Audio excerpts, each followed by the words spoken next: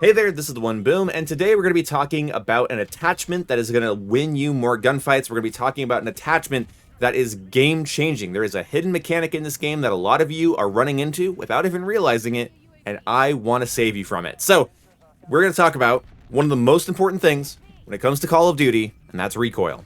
So let's look at this loadout right here.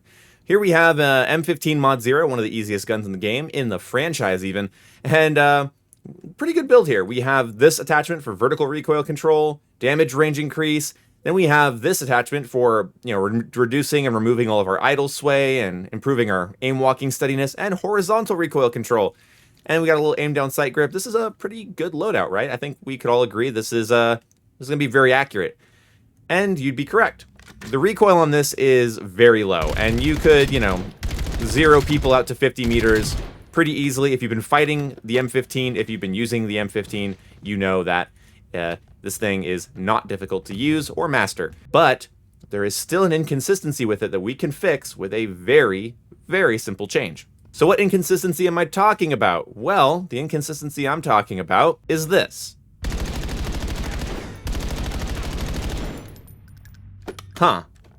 Two different recoil patterns, and worse than two different recoil patterns, going in different directions. As we know, controlling recoil in Call of Duty is when you know your gun kicks right, pull down left. Then they all land the same hole. So we do that. Pull down left again. Pull down left. And I am walking off the sheet metal because pull down left, pull down left, pull down left. Uh-oh. So you think, wow, there's random recoil patterns. There is random recoil patterns in Black Ops 7. This is for noobs. This is for bullshit. What it actually is the same recoil pattern. Right, then left. We're not getting two different patterns. This is our first volley of fire, as you can see here. This is the same volley of fire, but our second volley of fire doesn't start from here. It starts from here, if that makes sense. We start veering left because we didn't actually reset the recoil when we stopped firing. What's so crazy about this is even if you let it reset all the way down to bottom, it's still not fully reset. Even though visually on your screen it looks like it's reset, it's not reset. So you might think, well, when would this matter? Well, let's say you're fighting one opponent, and then you're fighting a second opponent, and then you're fighting a third opponent. Why does that feel so bad to fight that third opponent? Even when strafing and activating aim assist, why does that third opponent escape you? Why do you miss out on your triple kill?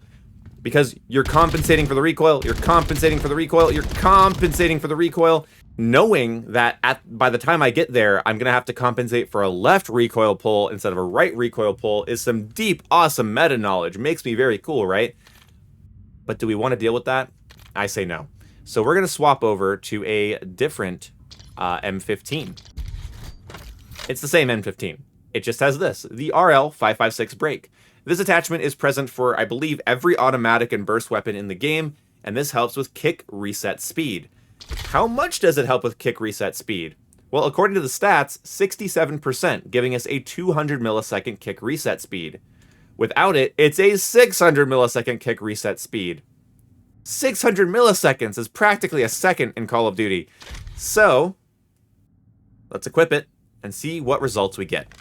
Now remember, the gun kicks up and to the left. Up, left, right, left. Makes a little less than greater than sign, right? So let's do our bursts.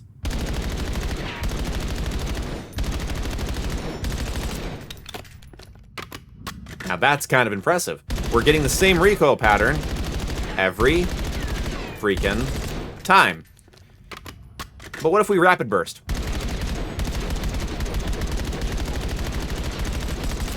Even rapid bursting, half of our magazine still follows this pattern, and the other half of the magazine starts to veer off. But that's with, like, me fingering this trigger as fast as possible, like I'm firing a semi-auto. You can still see it's tracking that recoil pattern, but we want consistency. So now we have it. Now we have an attachment that's going to make sure we have the same recoil pattern for every single volley of ammunition. This is great on smaller maps like Blackheart or Nuketown. This is great when you have 3 people pushing you. If there are 3 enemies pushing you, you get the one, get the second, and you get the third, because your recoil pattern is not going to suddenly be a left-leaning recoil pattern instead of a right one. So I can compensate by pulling down to the left, pulling down to the left, pulling down to the left, and it's going to give me the same compensation the entire time. I just don't think we're allowed to fight at 100 meters. Well, maybe we are. Never mind. Do you know where else this is really noticeable? On the Razor 9mm, 1,000 round per minute SMG, you expect some high recoil, so you might want to tap fire, right? Well, let's tap fire. Same thing, up and to the right, and then it wants to kick to the left, and we make a little Y shape. Ew, this is horrible. We don't want this, because we kill one person, and we go to kill the next person, and our recoil went from kicking right to kicking left, even though we stopped firing, and we are trying to tap fire. It's uncontrollable. I'm not even really dramatizing this. This feels uncontrollable in game. You lose a lot of gunfights, and you might think, well, it's the aim assist change, it's lag, but it's really that your recoil going right and then going left is something you can't really account for in a heated gunfight, so we're going to change loadouts.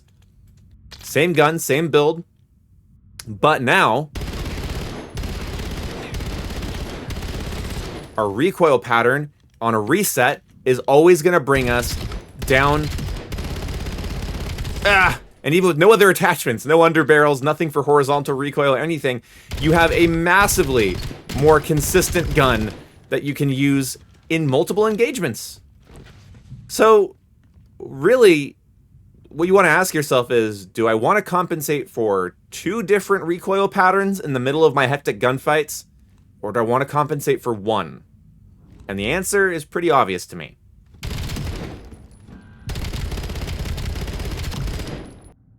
I know a lot of us in pubs love to equip suppressors so we stay off the minimap and we can win more gunfights that way because they're not going to know we're coming. The issue is that when you start fighting with a suppressor, you are getting 2 different recoil patterns in those rapid engagements. So the best thing you could do is heavily reduce your recoil wherever you can with whatever attachments you have.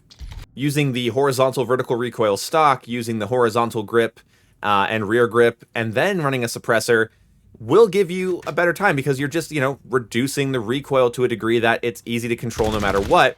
But just know that even with all that recoil reduction, you are still going right then left.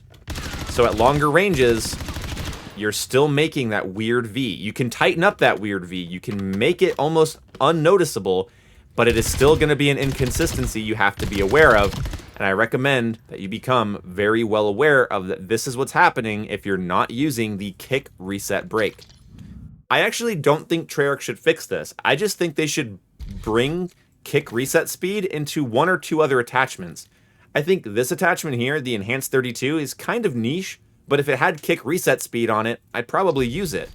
Also, maybe a stock or rear grip or laser that helps with that would be pretty cool, but currently in the game, there's only 1 attachment, and that is the RL 556 brake for ultimate consistency. I have the low recoil, and I don't have the random recoil. Crazy. Alright, so that's going to wrap it up for this video. If you guys learned anything, let me know. If you have any other secrets about Black Ops 7 you think I should make videos about, let me know. And if I make a video on it, I will definitely credit you. Then also, I want to just take a small second here. If you're watching this video, hi. Thank you to anybody that came out to my Nuketown live stream. I did a 12-hour Nuketown live stream, and it was insane. I don't think I've ever had that much fun playing 12 hours of Nuketown, and I owe it to you guys that were in my chat, chatting with me, joking with me, keeping the mood light, even when I was in my last 2 hours of the stream and I wanted to kill myself. You guys made it so much better by just being like uplifting and funny in my chat. So thank you guys for sticking with me and watching that and checking in on me. It was a really fun stream. We're going to do another big 12-hour stream probably when Season 1 drops, so stay tuned for that. That's going to be crazy. And yeah, leave a like if this video helped you out. I'll see you when I see you. Goodbye.